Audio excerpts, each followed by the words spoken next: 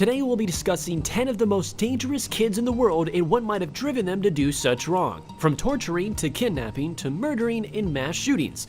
Well, get ready for some interestingly frightening stuff. Number 10. Jesse Pomeroy. Who would have known that in November of 1859, the Jack the Ripper of the junior high school set would have been born? Between the age of 11 to 14, Jesse would assault 7 younger boys and girls and had even killed several others, including one 4-year-old girl. Luckily so, as they found a couple partial ashes to the body of another female, Katie Curran, who was only 10, in his mom's dress shop at the time.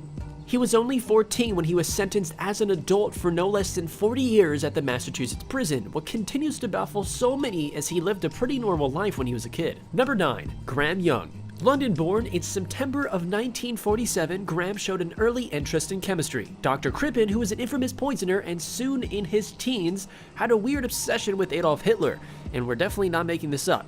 By somehow convincing local chemists that he was a responsible 17-year-old boy, at age 13, he managed to grab a few chemicals which he'd test on locals. Luckily, this is when he'd first starting out, so they'd mostly just endure flu-like symptoms and just get a little bit sick until he started testing more frequently on his family. With access to his own chemistry set at home, he was able to observe the effects of his own chemicals firsthand. Only his stepmother was the one to really find out the effects of these chemicals and unfortunately die because of them. He dealt 9 years in prison because of this.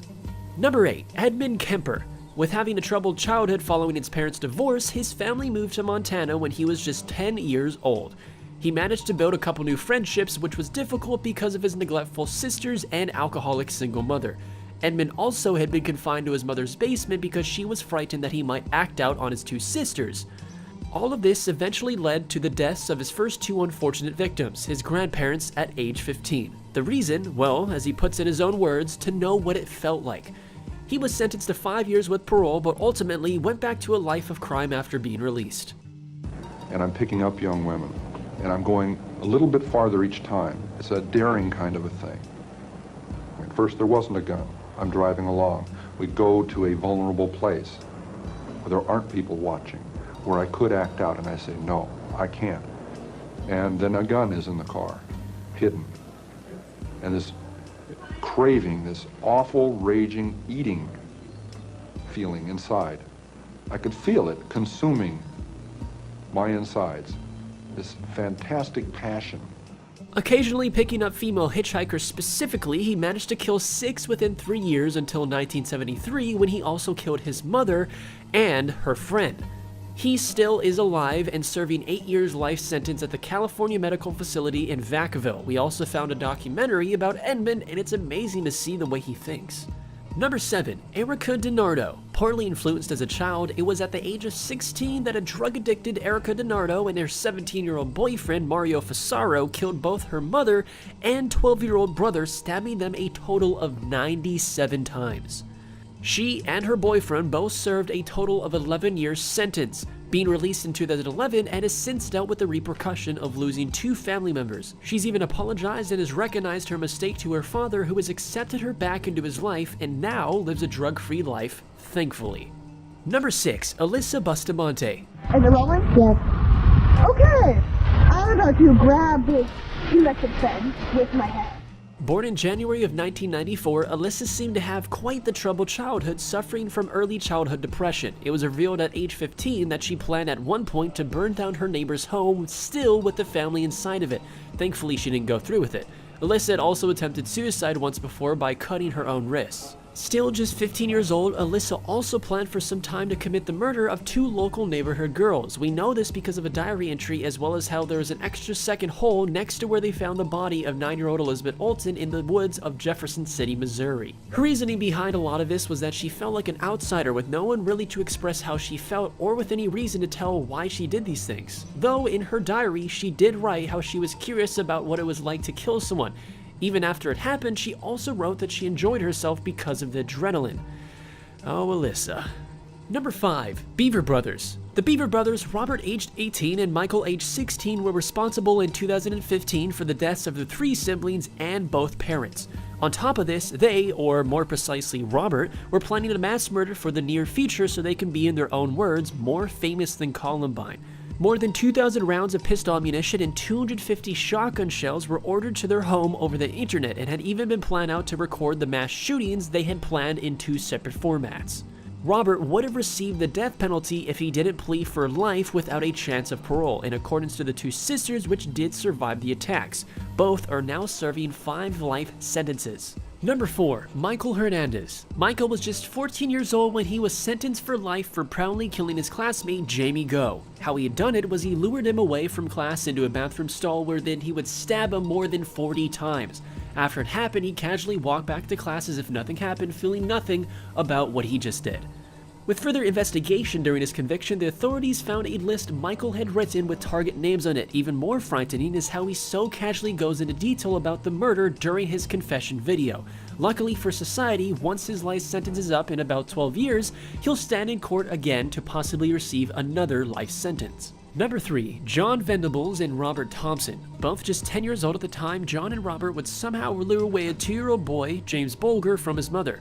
Out shopping with his mom in Kirkby, England, the 2 boys managed to just casually walk away in a crowded area with James until they arrived at an underpass and dropped James on his head. Dazed, young, and confused, poor James didn't know what to do, so, of course, being as gullible as he was, he just kept following John and Robert, where things got a lot worse. You're under caution, and you do not have to say anything unless you wish to do so, but anything you say may be given in evidence. Now, you understand that, don't you, John? Yes. I have a photograph here, which is a video camera photograph. That's me. That's me. So the boy holding James's hand is you, Yeah. and the boy ahead of you, in the dark jacket and trousers, Robert Thompson. The following details are very graphic, so I'd rather not say them, but it's pretty gruesome stuff what 2 10-year-olds could do to a 2-year-old boy. Sadly enough, once James died from his injuries, he was left dead on a railroad track where his mutilated body was found in more than one piece, as a train likely ran him over. God, it's hard to even think about or say that, to be honest. Luckily, the 2 boys were sentenced until they both turned 25, and if you're wondering, that's back in 2008, so yes, they are out. Number 2. Mary Bell. Mary was born in May of 1957 and lived a pretty rough life. Her single mother tried making a living through prostitution, often bringing odd men to her home, and she never even met her birth father. She did go believing when she was younger, of course, that she had some sort of relation with an individual named Billy Bell, a habitual criminal. Later down the line, it wouldn't be until 1968, the day before her 11th birthday, that Mary Bell had strangled 4-year-old Martin Brown. Later that same year, she and a friend named Norm Bell, surprisingly not related, kidnapped and killed 3-year-old Brian Howe by strangulation, of course, again, as well as carving her initials into his stomach and mutilating his genitals. Oh, God. Because of the severity of her case, it gained an enormous amount of media coverage across the globe, causing many to be outraged and distraught about the incident. Of course, it makes sense. Because of this, when she was released from her sentence, Mary was given a new identity to protect her and also her newly born daughter from the onslaught of rightfully disgusted haters. And finally, number 1, Morgan Geyser and Anissa Weir.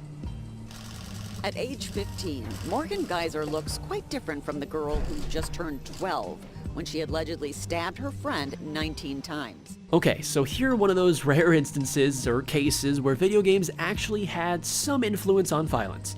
Just recently, in May of 2014, 2 young girls named Morgan and Anissa were avid fans of the popular horror game Slender Man.